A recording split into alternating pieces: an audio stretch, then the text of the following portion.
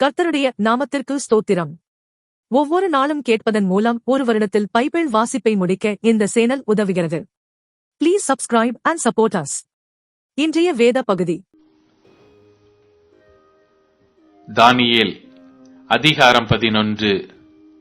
மேதியனாகிய தரியு அரசாண்ட முதலாம் வருஷத்திலே நான் அவனை திடப்படுத்தவும் பலப்படுத்தவும் அவனுக்கு துணை நின்றேன். இப்பொழுது நான் மெய்யான செய்தியை உனக்கு அறிவிப்பேன். இதோ, இன்னும் 3 ராஜாக்கள் பெர்சியாவில் எழும்புவார்கள். அதன் பின்பு 4ஆம் ராஜாவாயிருப்பவன் எல்லாரிலும் மகா ஐஸ்வர்ய சம்பன்னன் ஆகி தன் ஐஸ்வர்யத்தினாலும் பலம் கொண்டு கிரேக்க ராஜ்யத்துக்கு விரோதமாக சகலரையும் எழுப்பி விடுவான். ஆனாலும் பராக்கிரமமுள்ள ஒரு ராஜா எழும்பி பிரபலமாய் ஆண்டு தனக்கு இஷ்டமானபடி செய்வான். அவன் எழும்பின பின்பு அவனுடைய ராஜ்யம் உடைந்து போய் வானத்தின் 4 திசைகளிலும் பகுக்கப்படும். ஆனாலும் அது அவனுடைய சந்ததியாருக்கு அல்ல, அவன் செய்த ஆளுகையின்படியும் அல்ல. அவனுடைய ராஜ்யம் பிடுங்கப்பட்டு அவனுடையவர்கள் அல்லாத வேறே பேர்களிடமாய் தாண்டிப்போம். தென்றிசை ராஜா பலவானாயிருப்பான். ஆனாலும் அவனுடைய பிரபுக்களில் ஒருவன் அவனை பார்க்கிலும் பலவானாகி ஆளுவான். இவனுடைய ஆளுகை பலத்த ஆளுகையாயிருக்கும். அவர்கள் சில வருஷங்களுக்கு பின்பு ஒருவரோடொருவர் சம்பந்தம் பண்ணும்படிக்கு தென்திசை ராஜாவின் குமாரத்தி வடதிசை ராஜாவினிடத்தில் வருவாள். ஆனாலும் அவளுக்கு புயபலம் இராமற் போம். அவனும் அவனுடைய புயமும் நிலை நிற்பதில்லை. அவளும் அவளை அழைத்து வந்தவர்களும் அவளை பெற்றவனும் அவளை அக்காலத்தில் பலப்படுத்தினவனும் ஒப்புக் கொடுக்கப்படுவார்கள். ஆனாலும் அவளுடைய வேர்களின் கிளையாகிய ஒருவன் தன் ஸ்தானத்தில் எழும்பி இராணுவத்தோடே வந்து வடதிசை ராஜாவின் அரணிப்புக்குள் பிரவேசித்து அவர்களை விரோதித்து அவர்களுடைய அதிபதிகளையும் அவர்களுடைய விலையேற பெற்ற வெள்ளியும் பொன்னுமாகிய பாத்திரங்களையும் அவருடைய தெய்வங்களையும் கூட எகிப்துக்கு கொண்டு போய் சில வருஷங்கள் மட்டும் வடதிசை ராஜாவை பார்க்கிலும் நிலையாய் நிற்பான். தென்திசை ராஜா அவன் ராஜ்யத்துக்கு விரோதமாக வந்து தன் தேசத்துக்கு திரும்பி போனான். ஆனாலும் அவனுடைய குமாரர் யுத்தம் செய்ய எத்தனித்து திரளான சேனைகளை கூட்டுவார்கள். இவர்களில் ஒருவன் நிச்சயமாய் வந்து வெள்ளம் போல கடந்து திரும்பவும் தன்னுடைய அரண் மட்டும் யுத்தம் கலந்து சேருவான். அப்பொழுது தென்திசை ராஜா கடுங்கோபம் கொண்டு புறப்பட்டு போய் வடதிசை ராஜாவோடு யுத்தம் பண்ணுவான். இவன் பெரிய சேனையை ஏகமாய் நிறுத்துவான். ஆனாலும் இந்த சேனை அவன் கையில் ஒப்புக் கொடுக்கப்படும்.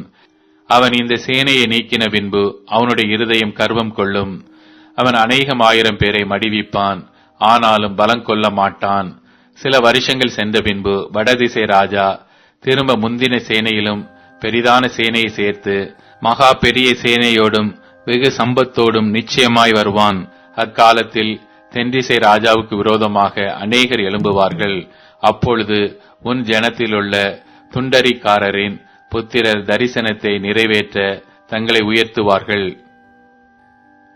வடதிசை ராஜா வந்து கொத்தளம் போட்டு அரணான நகரங்களை பிடிப்பான்.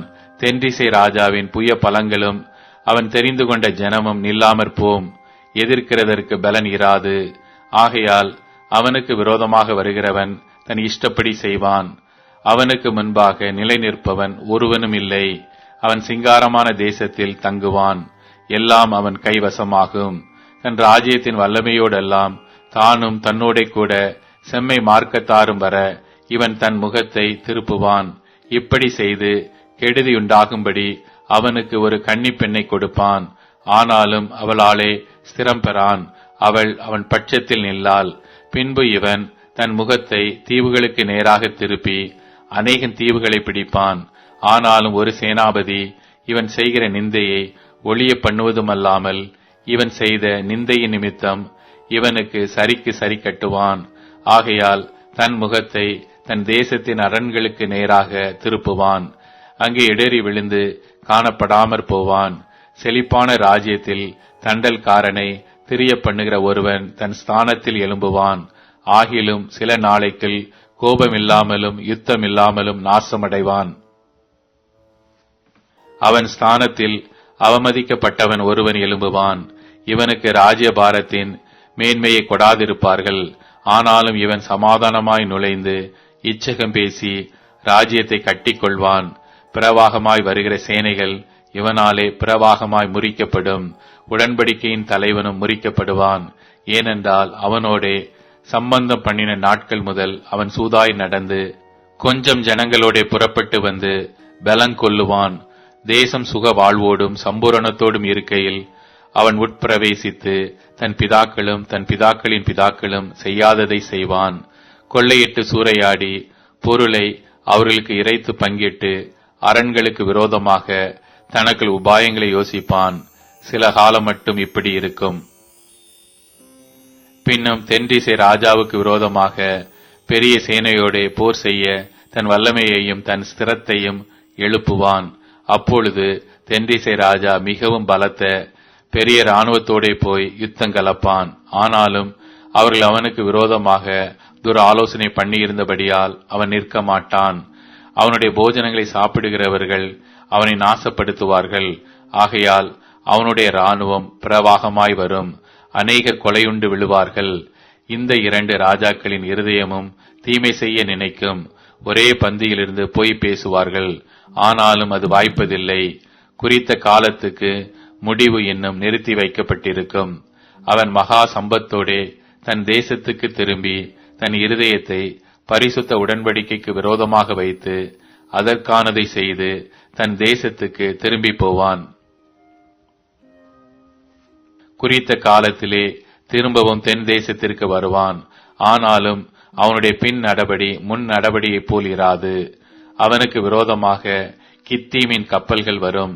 அதனால் அவன் மனநோவடைந்து திரும்பி போய் பரிசுத்த உடன்படிக்கைக்கு விரோதமாக குரோதம் கொண்டு அதற்கானதை செய்து பரிசுத்த உடன்படிக்கையை தள்ளினவர்களை அனுசரிப்பான். ஆனாலும் அவனிடத்திலிருந்து புறப்பட்ட சேனைகள் எழும்பி அரணான பரிசுத்த ஸ்தலத்தை பரிசுத்த குலைச்சலாக்கி அன்றாட பலியை நீக்கி பாழாக்கும் அருவருப்பை அங்கே வைப்பார்கள். உடன்படிக்கைக்கு துரோகிகளாய் இருக்கிறவர்களை இச்சக பேச்சுக்களினால் கள்ள மார்க்கத்தாராக்குவான். தங்கள் தேவனை அறிந்திருக்கிற ஜனங்கள் திடங்கொண்டு அதற்கேற்றபடி செய்வார்கள். ஜனங்களில் அறிவாளிகள் அநேகருக்கு அறிவை உணர்த்துவார்கள். அநேக நாள் மட்டும் பட்டயத்தினாலும் அக்னியினாலும் சில இருப்பினாலும் கொள்ளையினாலும் விழுவார்கள். இப்படி அவர்கள் வெளுகையில் கொஞ்சம் ஒத்தாசையால் சகாயமடைவார்கள். அப்பொழுது அநேகர் இச்சக வார்த்தைகளோடு அவர்களை ஒட்டிக் கொள்வார்கள். அறிவாளிகளை புடமிடுகிறதற்கும் சுத்திகரிக்கிறதற்கும் வெண்மையாக்குகிறதற்கும் அவர்களில் சிலர் விழுவார்கள். முடிவு கால பரியந்தம் இப்படி இருக்கும். குறித்த காலம் வர இன்னும் நாள் செல்லும். ராஜா தனக்கு இஷ்டமானபடி செய்து தன்னை உயர்த்தி எந்த தேவனிலும் தன்னை பெரியவனாக்கி தேவாதி தேவனுக்கு விரோதமாக ஆச்சரியமான காரியங்களை பேசுவான். கோபம் தீருமட்டும் அவனுக்கு கை கூடி வரும். நிர்ணயிக்கப்பட்டது நடந்தேறும். அவன் தன் பிதாக்களின் தேவர்களை மதியாமலும் ஸ்திரீகளின் சிநேகத்தையும் எந்த தேவனையும் மதியாமலும் எல்லாவற்றிற்கும் தன்னை பெரியவனாக்கி அரண்களின் தேவனை தன் ஸ்தானத்திலே கனம் பண்ணி தன் பிதாக்கள் அறியாத ஒரு தேவனை பொன்னினாலும் வெள்ளியினாலும் ரத்தினங்களினாலும் உச்சிதமான வஸ்துக்களினாலும் கனம் பண்ணுவான். அவன் அரணிப்பான கோட்டைகளுக்காகவும் அந்நிய தேவனுக்காகவும் செய்வது என்னவென்றால் அவைகளை மதிக்கிறவர்களுக்கு மகா கனமுண்டாக்கி அவர்கள் அநேகரை ஆளும்படி செய்து அவர்களுக்கு தேசத்தை கிரயத்துக்காக பங்கிடுவான். முடிவு காலத்திலோ வென்றால் தென்திசை ராஜா அவனோட முட்டுக்கு நிற்பான். வடதிசை ராஜாவும் ரதங்களோடும் குதிரை வீரர்களோடும் அநேகம் கப்பல்களோடும் சூறைக்காற்று போல் அவனுக்கு விரோதமாய் வருவான். அவன் தேசங்களுக்குள் பிரவேசித்து அவைகளை பிரவாகித்து கடந்து போவான். அவன் சிங்காரமான தேசத்திலும் வருவான். அப்பொழுது அநேக தேசங்கள் கவிழ்க்கப்படும். ஆனாலும் ஏதேமும் மோவாபும் அம்மோன் புத்திரரில் பிரதானமானவர்களும் அவன் கைக்கு தப்பி போவார்கள். அவன் தேசங்களின் மேல் தன் கையை நீட்டுவான். எகிப்து தேசம் தப்புவதில்லை. எகிப்தினுடைய பொன்னும் வெள்ளியுமான ஐஸ்வர்யங்களையும் உச்சிதமான எல்லா வஸ்துக்களையும் ஆண்டு கொள்ளுவான். லீபியரும் எத்தியோப்பியரும் அவனுக்கு பின் செல்லுவார்கள். ஆனாலும் கிழக்கிலும் வடக்கிலும் இருந்து வரும் செய்திகள் அவனை கலங்க பண்ணும். அப்பொழுது அவன் அநேகரை அழிக்கவும் சங்காரம் பண்ணவும் மகா விக்கிரத்தோட புறப்பட்டு போய் சமுத்திரங்களுக்கு இடையில் உள்ள சிங்காரமான பரிசுத்த பர்வத தண்டையிலே தன் அரமனையாகிய கூடாரங்களை போடுவான். ஆனாலும் அவனுக்கு ஒத்தாசை பண்ணுவார் இல்லாமல் அவன் முடிவடைவான்.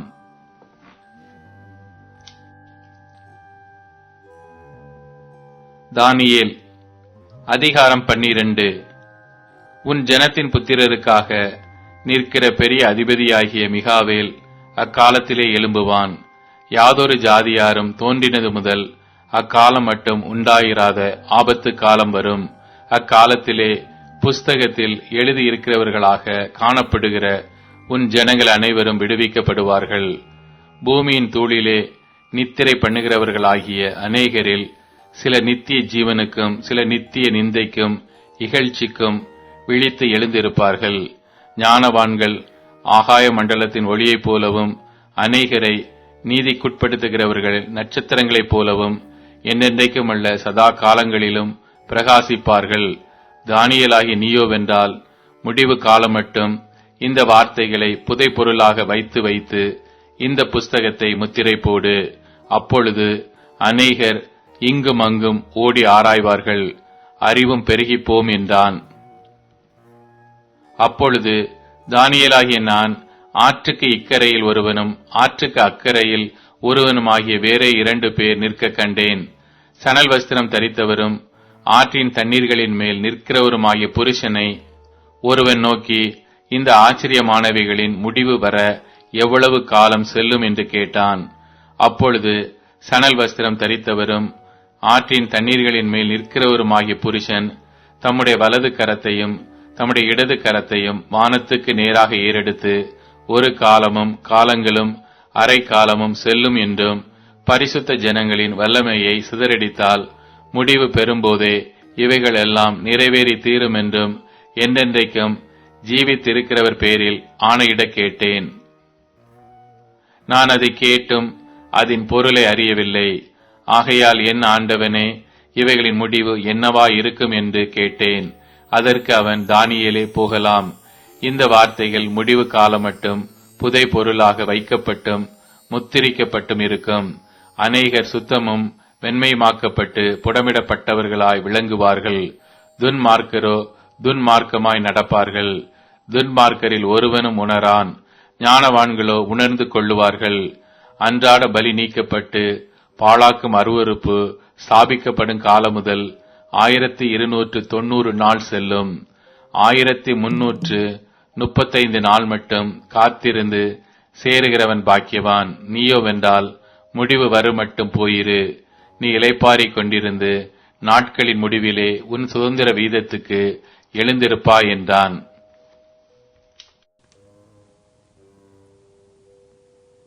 ஒன்று யோவான் அதிகாரம் 2. என் பிள்ளைகளே, நீங்கள் பாவம் செய்யாதபடிக்கு இவைகளை உங்களுக்கு எழுதுகிறேன்.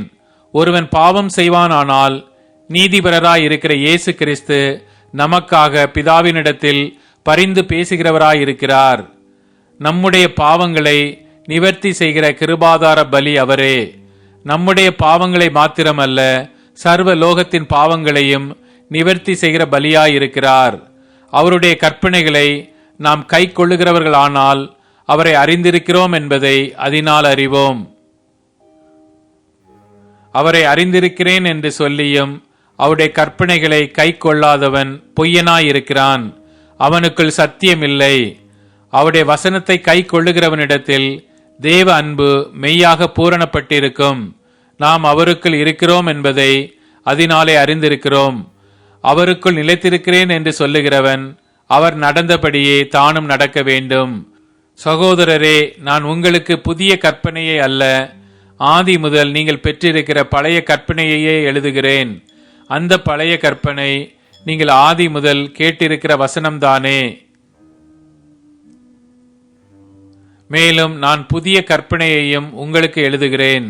இது அவருக்குள்ளும் உங்களுக்குள்ளும் மெய்யாயிருக்கிறது. ஏனென்றால் இருள் நீங்கி போகிறது, மெய்யான ஒளி இப்பொழுது பிரகாசிக்கிறது. ஒளியிலே இருக்கிறேன் என்று சொல்லியும் தன் சகோதரனை பகைக்கிறவன் இதுவரைக்கும் இருளிலே இருக்கிறான். தன் சகோதரனிடத்தில் அன்பு கூறுகிறவன் ஒளியிலே நிலை கொண்டிருக்கிறான். அவனிடத்தில் இடரல் ஒன்றுமில்லை. தன் சகோதரனை பகைக்கிறவன் இருளிலே இருந்து இருளிலே நடக்கிறான். இருளானது அவன் கண்களை குருடாக்கினபடியால் தான் போகும் இடம் இன்னதென்று அறியாதிருக்கிறான். பிள்ளைகளே, அவருடைய நாமத்தின் நிமித்தம் உங்கள் பாவங்கள் மன்னிக்கப்பட்டிருக்கிறதினால் உங்களுக்கு எழுதுகிறேன். பிதாக்களே, ஆதி முதல் இருக்கிறவரை நீங்கள் அறிந்திருக்கிறதினால் உங்களுக்கு எழுதுகிறேன். வாலிபரே, பொல்லாங்கனை நீங்கள் ஜெயித்ததினால் உங்களுக்கு எழுதுகிறேன். பிள்ளைகளே, நீங்கள் பிதாவை அறிந்திருக்கிறதினால் உங்களுக்கு எழுதுகிறேன். பிதாக்களே, ஆதி முதல் இருக்கிறவரை நீங்கள் அறிந்திருக்கிறதினால் உங்களுக்கு எழுதியிருக்கிறேன். வாலிபரே, நீங்கள் பலவான்களாய் இருக்கிறதினாலும் தேவ வசனம் உங்களில் நிலைத்திருக்கிறதினாலும் நீங்கள் பொல்லாங்கனை ஜெயித்ததினாலும் உங்களுக்கு எழுதியிருக்கிறேன். உலகத்திலும் உலகத்தில் உள்ளவைகளிலும் அன்பு கூறாதிருங்கள். ஒருவன் உலகத்தில் அன்பு கூர்ந்தால் அவனிடத்தில் பிதாவின் அன்பில்லை.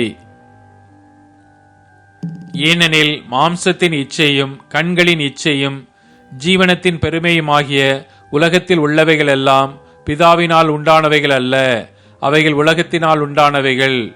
உலகமும் அதன் இச்சையும் ஒளிந்து போம். தேவனுடைய சித்தத்தின்படி செய்கிறவனோ என்னென்றைக்கு நிலைத்திருப்பான். பிள்ளைகளே, இது கடைசி காலமாயிருக்கிறது. அந்தி கிறிஸ்து வருகிறான் என்று நீங்கள் கேள்விப்பட்டபடி இப்பொழுதும் அநேக அந்தி கிறிஸ்துகள் இருக்கிறார்கள். அதனாலே இது கடைசி காலம் என்று அறிவோம். அவர்கள் நம்மை விட்டு பிரிந்து போனார்கள். ஆகிலும் அவர்கள் நம்முடையவர்களாய் இருக்கவில்லை. நம்முடையவர்களாய் இருந்தார்களானால் நம்முடனே நிலைத்திருப்பார்களே. எல்லாரும் நம்முடையவர்கள் அல்லவென்று வெளியாகும்படிக்கே பிரிந்து போனார்கள்.